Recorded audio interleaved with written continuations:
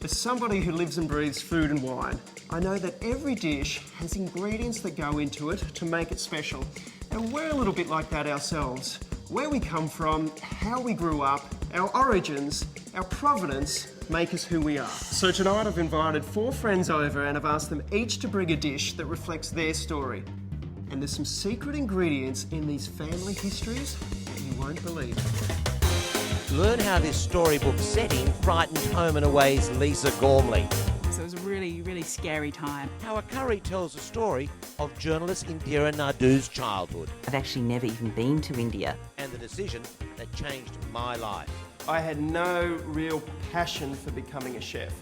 Then, what part of home did George Havardis' family bring to Australia? Feels like a Greek village here. And the colourful tale of Kylie Kwong's clan. He brought 4 Chinese wives with him and together they produced 24 children. Plus, I've travelled to Australia's premium wine regions to match a Jacobs Creek Reserve wine to each dish and discovered how the character of each region and the people who make each wine end up in every bottle.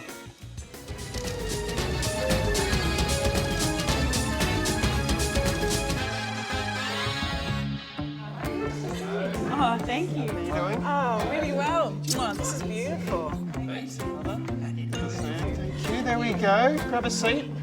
Oh, thank you. Oh, it's nice. Very nice. Well, welcome everyone, and thank you so much for coming. Tonight's going to be awesome. We're going to share, we're going to taste, we're going to drink, we're going to get to know each other a little bit better. So, who should we start with? Lisa. Okay. Now everyone knows you're from Home and Away, but you're not actually from Summer Bay, apparently. No, I wasn't born in Australia. I was born in northern England, up in Bradford, Yorkshire, and moved to beautiful Australia when I was 3. We moved out from England because Mum and Dad just wanted a different lifestyle. They wanted a different growing up experience for me, and it couldn't have been more different. Like, we were very much in the city in England and moved out to the Barossa. We had like 4 or 5 acres. We had a pig farm and it was just magic. So I was in Adelaide in the Barossa Valley, beautiful wine district, until I was 12. And then moved down to Tassie, and I hated the idea of moving to Tassie because I was leaving all my friends, and I just seemed to be in the middle of nowhere. And they found this magnificent property. I think it's magnificent now. I didn't at the time. Up in the hills, we've got 50 acres of rainforest and a beautiful handmade house. And we lived there from when I was 12 until I was about 17. A beautiful lesson that my dad taught me when we moved down to Tasmania and I started my new school was just keep smiling. And I get quite emotional when I think about that because it was a really, really scary time. I knew no one. I had to go into this school, and he just said before I left, just keep smiling. And I did, and it worked. I'm such a country bumpkin. I'm only child, so I grew up climbing trees, falling out of trees, chasing animals around. I'm a bit of a country girl at heart. Yeah, me, Mum and Dad are incredibly close. They never told me that I couldn't do anything. They always said, go for it. Yeah, you want to do that? Do that. They never told me that acting wasn't a real profession and that you may never make any money out of it, but they said, go for it. If you like it, do it. My first experience with any kind of cooking would be baking with my dad. We used to make scones and cakes. Then, as I got older and I learnt more things by watching, I would cook for Mum and Dad. If, say, Mum was running late from work and Dad was busy on the farm, I'd cook something up. It wasn't fancy at first. It used to be things like beans on toast and egg and chips and that kind of thing. But no, it was... food was always everyone's responsibility. So today I am going to cook my family's famous beef stew with dumplings. Now, this recipe is a wonderfully basic recipe that goes back through Ireland, England, pretty much anywhere in Europe. Everyone does a really good stew and it's great for winter. I'm going to start by chopping up what I have here today. Just really rough. I like having big chunks in a stew. You really want to have something you can chew on. This was my job as a kid. I'd always have to sit at the bench. Dad would lay out all the vegetables and I'd chop them all up for him, and then he'd whack it all in a pot. All right. If you crack the garlic, then the flavour comes out and all the juices come out. It covers your hands and you smell like garlic for weeks, but I don't care. I love it. And we're all about flavour in Yorkshire anyway. We're not very delicate people up there, you know. Okay, so that's the veggies done. Now we can move on to the meat. Now you can use any beef that you like. I'm going to use gravy beef because once you've cooked it for a good 2-3 hours, it's just going to be nice and tender anyway. So we just want to brown it off and just adds a bit more flavour and just seals the meat. Okay, so once that's nice and lightly browned, we're going to put the rest of the vegetables in. Now when it comes to bay leaves, Mum and Dad used to always put just one big one in, and I guaranteed over years was the only person to get it. And it's a good luck sign, and I've had pretty good luck. So I'm going to put one big one in. And now my favourite part, the big glass of red wine. Put the lid on and whack her in the oven.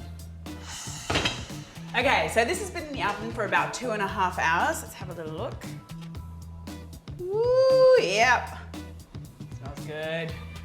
Now, I'm going to start work on the dumplings. I'm just going to add the milk, a bit of salt, some pepper, and then just a little bit of fresh thyme. Okay, just mix all that in. I love dumplings, and they're really great to fill out that meal. If you're feeding a lot of people, you know, like they used to in Ireland with big families, it tastes so good. The stew goes back into the oven for another 15 to 20 minutes with the lid off so the dumplings get nice and crispy and brown on top. Okay, here it is, my famous beef stew and dumplings, just like Mum used to make. Oh, it brings back so many memories.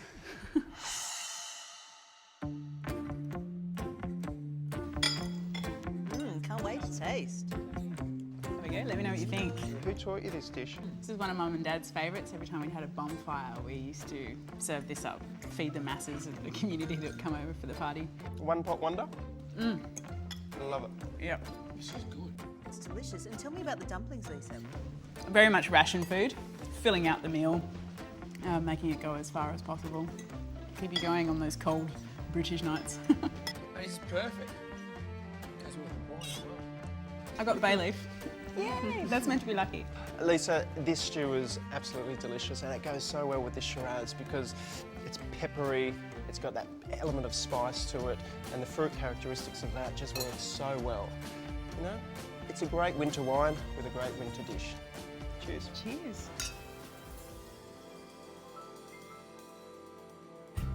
This is home to Jacobs Creek Reserve Shiraz, South Australia's stunning Barossa Valley. Here, winemaking history stretches back 150 years, and nobody knows more about it than winemaker Steve Clarkson. Pete, we're actually standing right in the middle of the history, right here, right now. Just to our right is actually Jacobs Creek. And the vineyard we're looking at was planted in 1847, so it really is the start of Barossa winemaking. Steve's own wine story began at an early age. The first thing I remember was at about 5, I believe, walking into a winery for the very first time and just smelling this bloody awful red wine smell. And that sort of stuck with me forever. Could you ever see yourself doing anything different?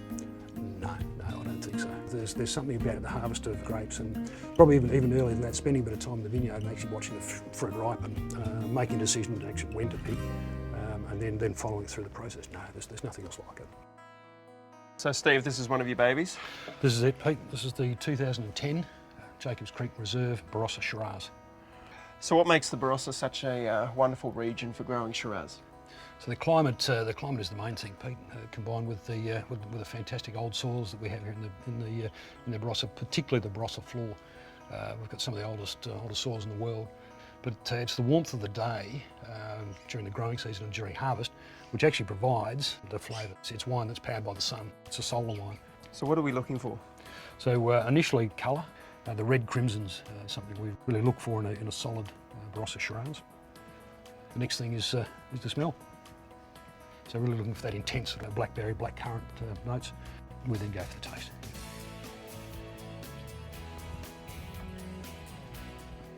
Wow. Next on Reserve for Friends, the story of a family forced to flee. And lived there during the Civil War. Can George's lamb win him a bride? In all seriousness, will you marry me? And winemaking in the fast lane.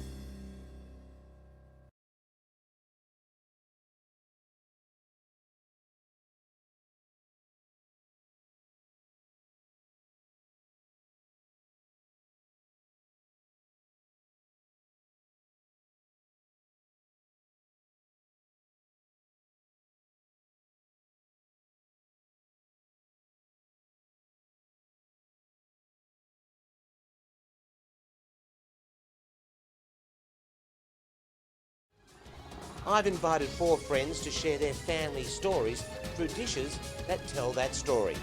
With each dish, I'm matching a Jacobs Creek Reserve Range wine. Now, Indira, you've brought along a beautiful chicken curry tonight, but it's not your traditional Indian curry. No, I was brought up in South Africa, that's where I was born, and this curry is very much an Indian and a South African influenced dish, but we left South Africa when I was young, so that's not where we stayed. I was born in a town in South Africa called Pietermaritzburg. After I was born, we moved from South Africa to Zambia, which had just got independence, and my father got a job as a dentist there. Then the market fell out of the copper price, so it was very difficult, getting work and getting food in supermarkets, and we went to England, lived there for 6 years, and then the Whitlam government came to power in '74, and we moved to Australia, to a little place called St Mary's in Tasmania. Lived there for a few years, then moved to Launceston, and then we went back to Africa to Zimbabwe. Are you keeping up with all of this? It's very confusing. And lived there for about 4 years during the Civil War, so it was a crazy time to be a high school kid in Zimbabwe. And then we came back to Australia in the late 80s to South Australia, and I've been in Sydney for the last 17 years. So yeah, it's been quite a journey.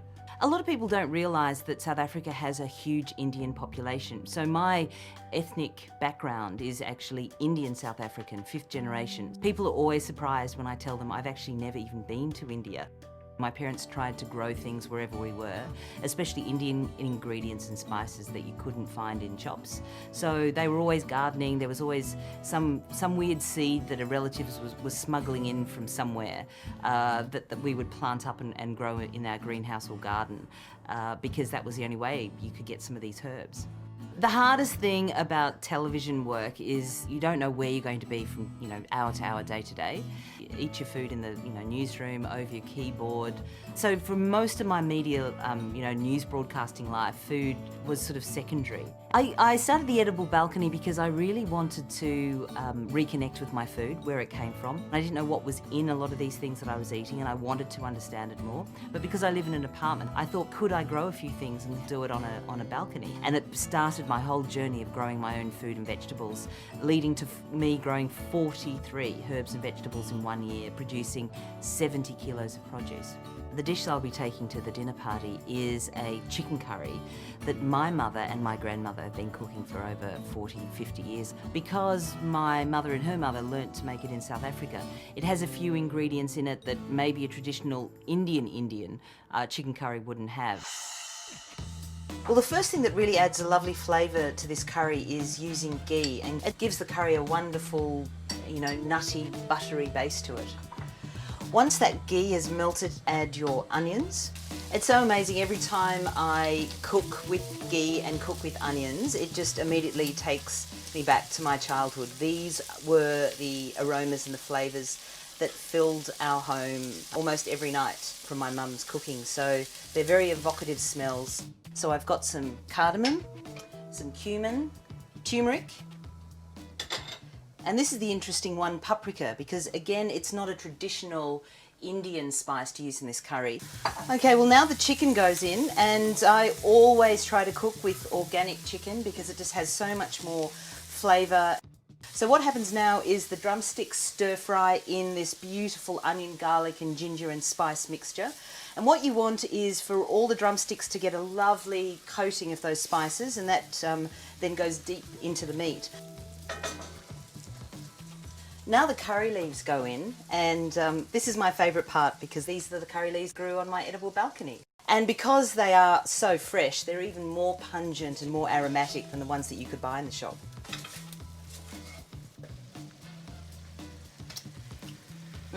Tastes pretty good actually. So the chicken's been cooking for about half an hour. That's when you add the potatoes.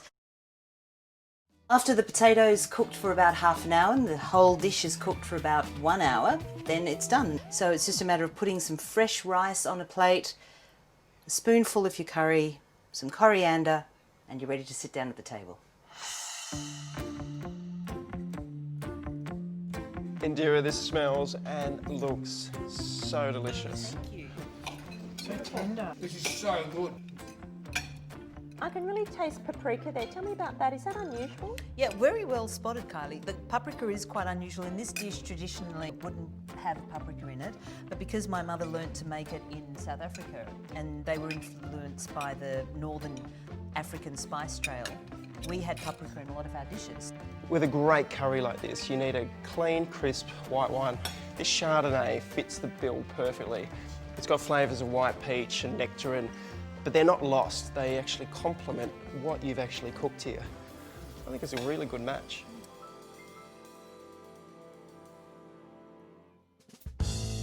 In the Adelaide Hills, it's Beck Richardson who puts the rev into Jacobs Creek Reserve Chardonnay. And this is one young winemaker who pushes herself to the extreme. Beck, I can see you love riding your Ducati around the Adelaide Hills. Oh, absolutely, and especially on a day like today, it's fantastic. Tell me about the region itself. The cooler climate means the fruit has a real elegance to it, which means the wine is just stunningly elegant. How does your environment influence what you do? Well, I think you've got to have the right fruit. It's the water, it's the soil, it's the sun, it's the aspect, it's everything. And every bit of that Adelaide Hills character ends up in Beck's wine. So this is the Jacobs Creek Reserve Chardonnay from the Adelaide Hills. So characteristics that we're looking for with a good Chardonnay. The colour, you want those green tinges in it, you want it to be very vibrant. And then I always look for things like green apples, citrus, especially in a cooler climate Chardonnay, say from the Adelaide Hills, where you want those very fresh fruit characters. I think Chardonnay is a very underappreciated variety. People think it's quite easy to make a good Chardonnay, when really, I guess with any wine, but particularly with Chardonnay, it takes a lot of hard work to make sure you've got the softness, but then you've also got that layering and complexity, and then you've got to keep the elegance in it as well. Ahead, the secret to Kylie Kwong's favourite dish. Another one of my mother's amazing lessons. Where's George Havardis' slice of Greek paradise? And I always feel at home here. And what's dirt got to do with Cab Sav?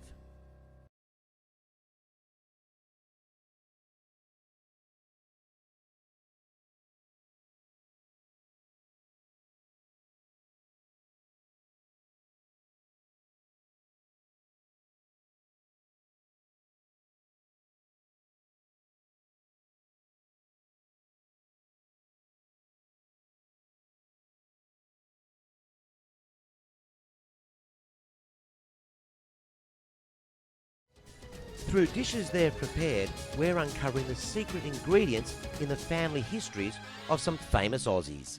I heard this is a celebration tonight, but how did you grow up? Were there big family celebrations? Well, a pretty small family when we moved out from England. It's just me, mum and dad, but we'd include the entire community in our parties. So New Year's Eve, especially down at mum and dad's in Tassie, people would come and camp. There'll be huge celebrations. So yeah, we drag everyone who's free into our celebrations. And George, Greek, big family. Well, you know, look, being Greek, there's no such thing as a small Greek party. Everything's a big, over-the-top, fat Greek party. You know, and if you've come to the party thin, you're going to leave pretty fat.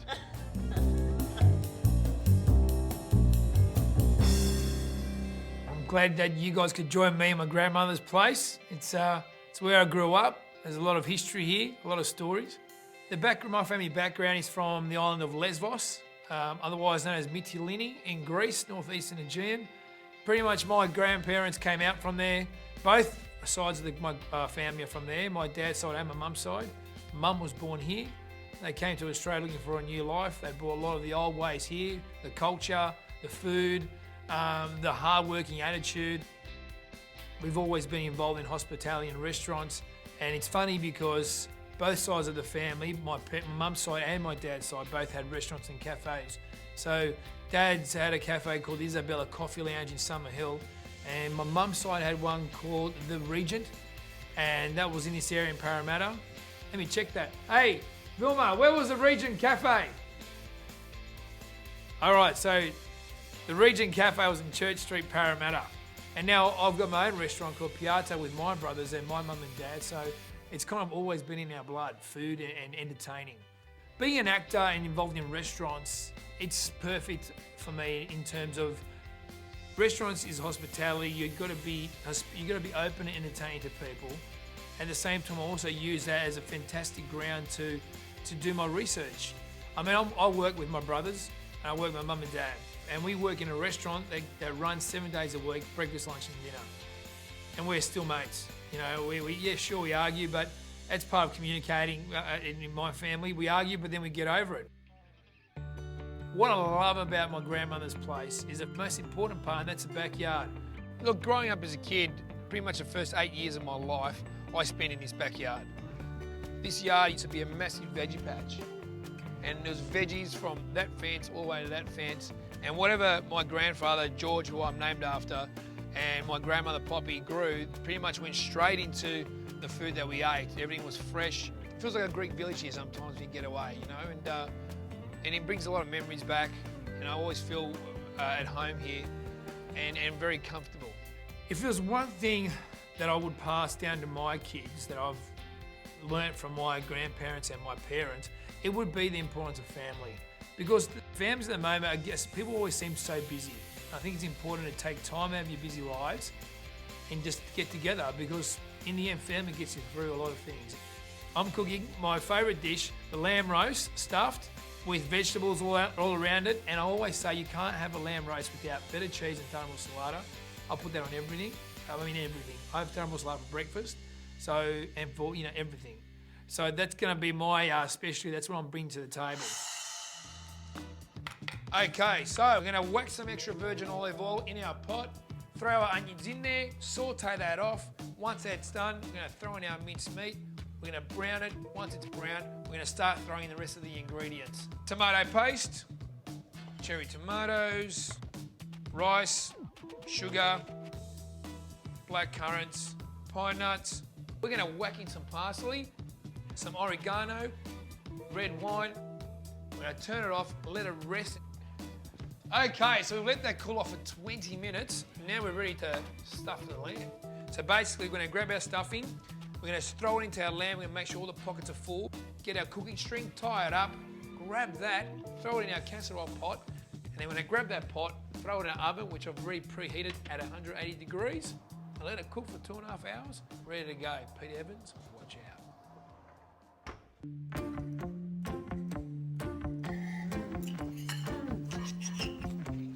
Georgia, tell me about the stuffing. There's something sweet in it, and I love that beautiful balance with the salt and taram salata. I mean, being Chinese, I'm always looking for the salty and the sweet. We actually do salt the lamb as well. So before we stuff it, we put salt inside the lamb, and then put the stuffing in. Beautiful. Yeah. In all seriousness, will you marry me? Well, let me have a few glasses of red and make a decision. This is seriously good. Thank you. Mate, this is serious home cooking at its best. Big, bold flavours. And I reckon that works perfectly with this Coonawarra Cab Sav, which is also big, bold and beautiful.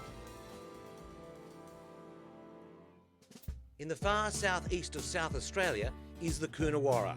Red, rocky and famous for big wine. And Anthony Katz has a big winemaking pedigree to match. I'll never forget the first time my uncle grabbed me and my cousin and he threw us into an open fermenter after being drained out, and threw us 2 shovels and said, start digging. It was an exhilarating feeling being in that fermenter, and from that moment on, this is what I wanted to do. Your family and heritage has obviously been a huge influence on you. I've been quite lucky growing up in an Italian community. I grew up in a town called Griffith in the Riverina, where making wine has sort of been something that we've done for generations. That love of winemaking took Anthony to France, where he studied one great variety in particular. The #1 variety in Bordeaux is Cabernet. So I went to lots of wineries and spoke to lots of winemakers and really developed that passion for the Cabernet Sauvignon variety, and then brought that back with me to Australia. The Coonawarra is famous for its Cab Savs in particular, and that's because of its very unique soil. Terra Rossa soil is a layer of red-brown earth that sits on top of this beautiful free-draining limestone. And this limestone allows excess water to drain and also gives us an opportunity to stress the vines just that little bit before harvest. The vines are thirsty but that creates more concentrated flavour in the berries. Yes, that's right. The larger the berry, the less concentrated the flavours. The smaller the berry, the more concentration you get from colour, tannin and flavour. So size matters. Yes, it does. So this is our current vintage of the Reserve Coonawarra Cabernet Sauvignon. What you're looking for here is this really refined structure and upfront fruit with cherries and berries and cassis. You'll find that the palate weight on that is so soft and subtle. Wow, it's beautiful. Proud Italian. Still to come, growing up Chinese in the Aussie suburbs. We're having Australian tonight, she'd say. We're having Australian tonight. A love story among the grapevines. And my version of fast food.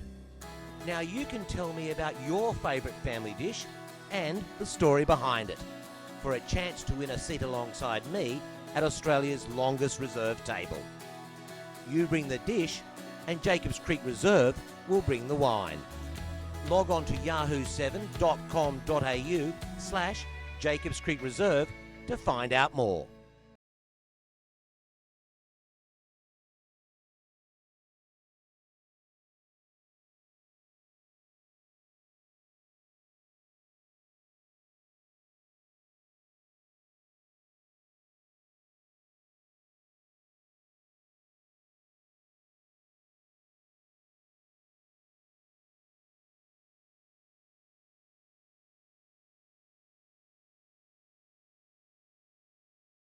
This evening, my guests have shown there's a story behind every meal.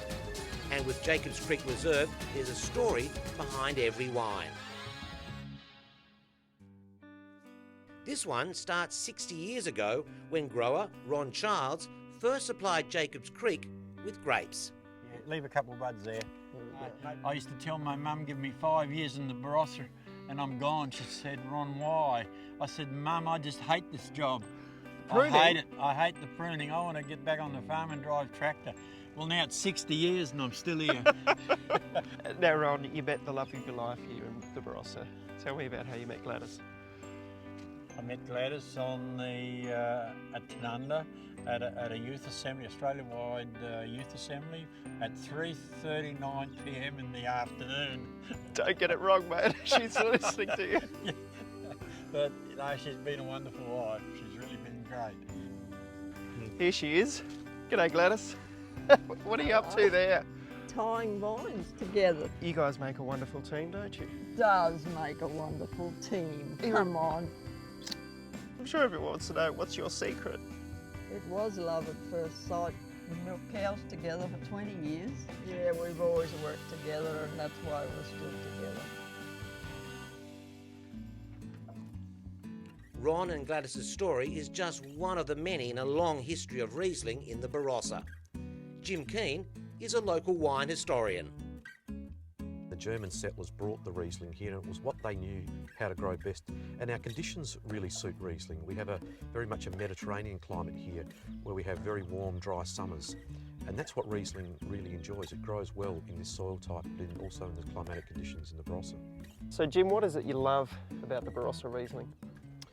I love the zesty lime and citrus characters. It's so floral and has a really nice, long, lingering finish. It's beautiful Riesling. I guess I should tell you what I'm cooking tonight. I'm doing a kingfish, which is local, tahini, harissa sauce, and a wheat-free tabbouleh. It sort of sums up how I'm cooking at the moment, which is fresh, light, fast, and hopefully delicious. Touch wood.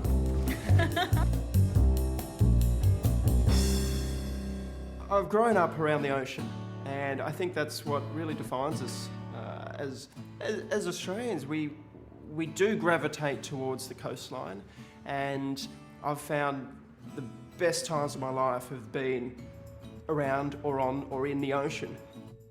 My mum was an adventurous cook, but it didn't rule our life. She wanted to put on good, healthy food on the table, cooked fast because she was a single mother, and on a budget. So we had a lot of mince recipes, hamburgers, bolognese, lasagna, Lots of wing recipes, chicken wing recipes, lots of ribs. My memories of my mother is always by the barbecue cooking a steak or some fish or some prawns on it with a salad. We grew up in Queensland, so that suited that climate. What Mum taught me was to always eat our meals together.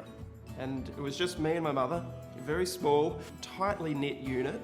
I had no real passion for becoming a chef. I was going to do my apprenticeship and then learn how to cook and then get out of it and then work out what I wanted to do. And I was going to go into I was thinking about becoming a chiropractor or a health professional. And what struck me with cooking was that everyone seems scared of how to cook at home.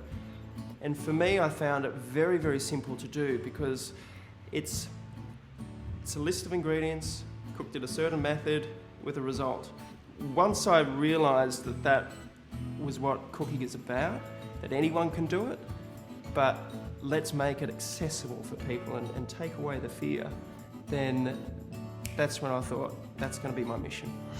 I love this recipe because it's a family favourite and I'm always asked, what do I cook at home? Well, this is it. A beautiful piece of fish, some spice, a salad, a barbecue. What more do you need? Now let's start with the spice mix. I've got some salt. Always put salt into your mortar and pestle to start with. It helps break down the spices. Next we've got some fennel seeds. Got a lovely anise flavour. We've got some ground cumin and some coriander seeds. Another great addition to seafood. Smells absolutely gorgeous. So this is a side of wild kingfish. Seafood is one of my favourite things to cook because we're so blessed in this country. We've got so many different varieties of sustainable seafood. I go out fishing whenever I can, so if you can catch your own fish, there is nothing better. Very simply, we just pop the fish on there and we just roll it so that the whole surface area of the fish is coated in that gorgeous spice mix. Now the sauce is really simple. It's tahini. Now tahini is a great ingredient. Basically it's just ground up sesame seeds. We're going to add some harissa. It's wonderful. And I also like to throw in just a splash of apple cider vinegar. Mix that around. Taste. Wow, is everything. And that's spectacular. Okay, let's get into the salad. Pomegranates, not essential, but I just love them. They add a lovely texture into the dish and also colour. Isn't this an amazing fruit? Just full of colour and goodness.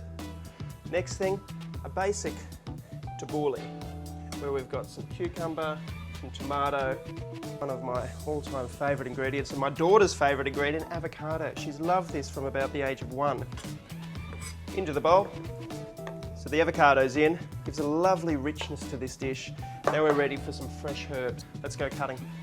One thing I remember from growing up was Mum would always have quite a modest herb garden in the backyard, and she'd grow tomatoes and silver beet. So I'm going to combine the mint, the parsley and some coriander together. Usually a tabbouleh's got bulgur, which is a cracked wheat. Now I like to use quinoa. Quinoa is a lot easier to digest than wheat is. Look at that. That is just flavour, flavour and flavour. So now we're ready to cook the fish. Beautiful hot barbecue or a frying pan inside. I like to cook with coconut oil. Beautiful health benefits of it. Now this kingfish we want to serve rare. So it's about 30 seconds each side. The smell from these spices, it's intoxicating. And what I love about cooking seafood, it's nature's fast food. Seriously, a minute on the grill and we're done. Pete, what's amazing in this dish for me is that when people say something is fat-free and wheat-free, they think it's going to be lacking something. But what's amazing is that this actually packs so much flavour and so much taste. Yeah, simple but tasty. And how's it go with the wine, George? Goes down a treat, mate. Beautiful Riesling. They both complement each other. Riesling is making a huge comeback, and I think it's all about the versatility of the wine. It works with so many good dishes, and I think it's the citrus character that works so well with this seafood dish. Delicious. Ahead on Reserve for Friends, Kylie Kwong cooks up a family favourite. Eating at our house is sort of like throwing, meat to a pool of sharks. And we answer the question, what do you serve with duck?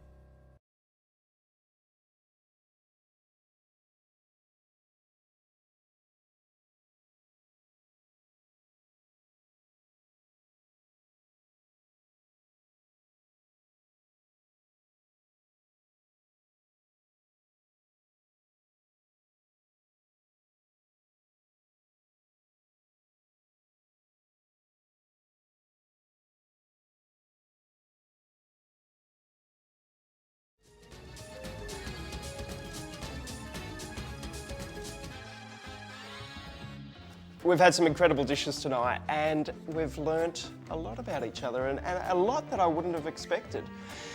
And now I can comfortably say that we're all looking forward to this next dish, Kylie. You're one of Australia's most respected chefs. What have you created for us?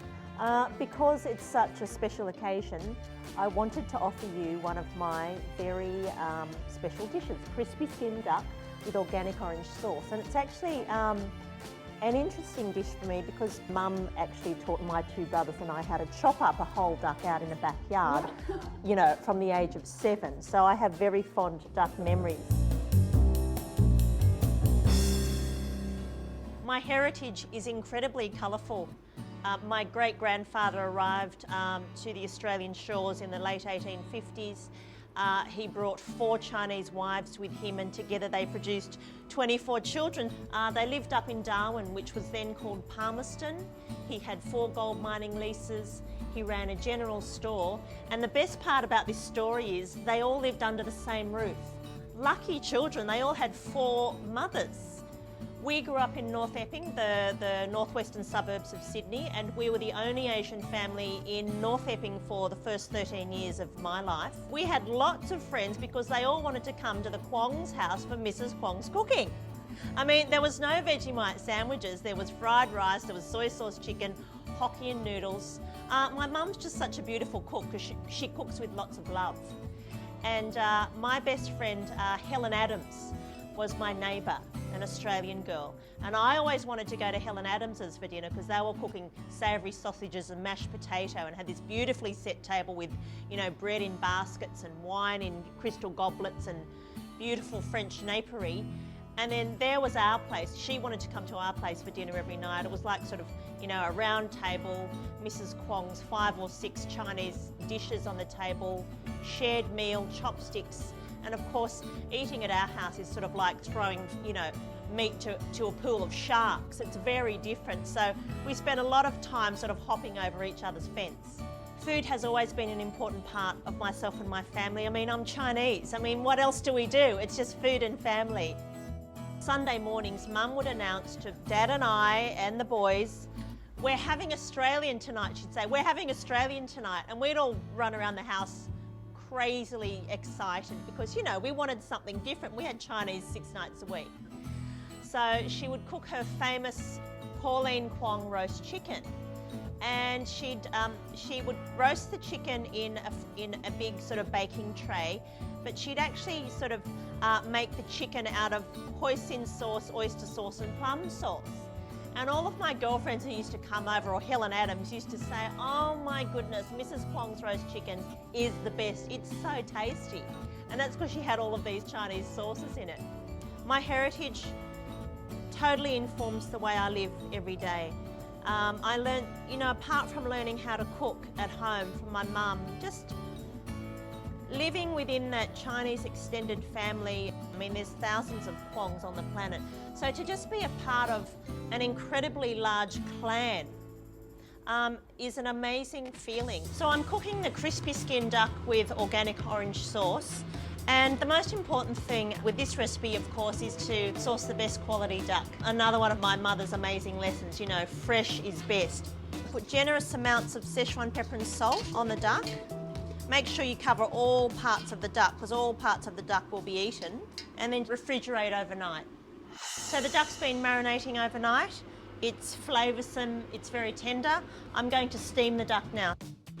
So after an hour and a half, I just check the duck to make sure it's cooked properly, taking a small knife and just gently piercing the skin through the flesh. If the knife goes in easily, you know the duck is well and truly cooked.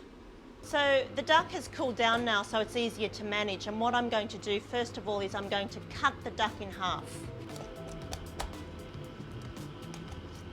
I've got some plain flour, which I'm going to coat the duck halves in. It's going to give the duck a beautiful crunchy coat once it goes in the oil. Just gently lower the duck in, skin side down. Deep frying the duck is going to make the skin beautiful, dark, golden brown and crispy, so it's going to add texture. So it's crunchy on the outside and beautiful and tender and melt in your mouth on the inside. So the duck's ready to be taken out. And you can see the beautiful dark golden colour with the crunchy skin. The sauce is very simple, water and brown sugar into the wok, so I'm making a simple caramel. So what I want to do is add to that flavour fish sauce to give it a saltiness. It's fresh lime juice. I'll just taste it. Yep. And I'm putting the orange slices right in at the last moment, so when you eat them, they still have their structure, they're not mushy. So that's the sauce done, incredibly simple. So slice up the duck, and it's ready for plating up. So here you have it, my crispy skin duck with fresh organic sauce.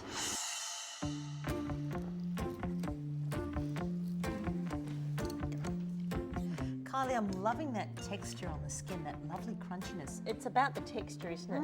It is. We're obsessed with texture, we Chinese people. It's just stunning, isn't it? And I'm eating with my fingers, I love it. I'm going to join you, Pete.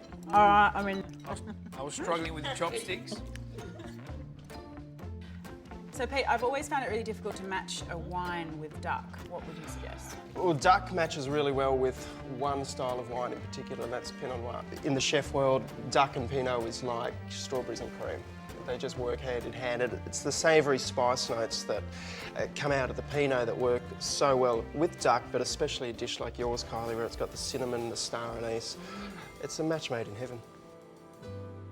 If there's a heaven for Pinot lovers, it has to be here in the Adelaide Hills, the home of Jacobs Creek Reserve Pinot Noir.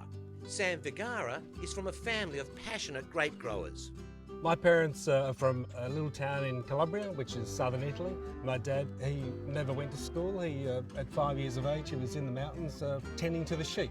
My parents still are quite self-sufficient. They have their own olive trees, they have their own sheep. See your dad over there doing some pruning?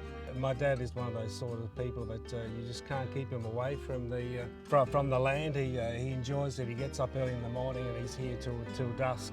It's just part of our makeup. You know, we've always had an innate knowledge of how to grow things.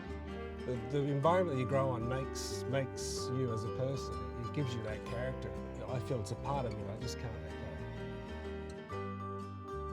Pinot Noir is a very difficult variety to grow. It's quite sensitive to the climate, the soil it's grown in, and it's also a delicate variety that really needs some nice cool temperatures to really develop. Those lovely cherry fruit aromas that Pinot Noir is very well known for. Why is that? Look, the Jacobs Creek Reserve Pinot Noir is very soft, it's very approachable. It's not aggressive in tannins, it's the complete wine.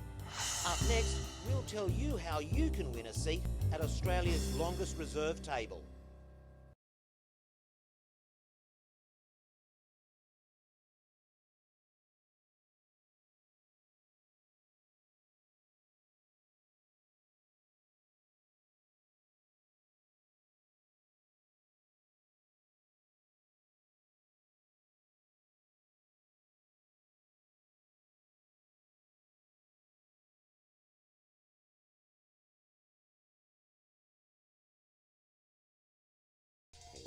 Tonight, we've discovered how our origins, our provenance, makes us who we are. Lisa Gormley shared her love for all things British. Indira Naidoo's revealed her South African roots. We've joined George Havardis' big food-loving Greek family. We discovered that the girl from the suburbs, Kylie, is part of one of Australia's biggest families, and that I nearly didn't become a chef, all through the dishes we've shared. Plus found out how important the character of the region and people who make Jacobs Creek Reserve wines really are. Now you can share your favourite family dish too. Log on to yahoo7.com.au/Jacobs Creek Reserve and tell us what that special dish is and the story behind it. For a chance to join me at the live event, Australia's longest reserve table, on July 27 in Sydney. You bring your dish, Jacobs Creek Reserve will bring the wine. Well, thank you all for such a memorable evening. Great stories, wonderful food, top wine, and I just want to know who's doing the dishes. But cheers. Cheers,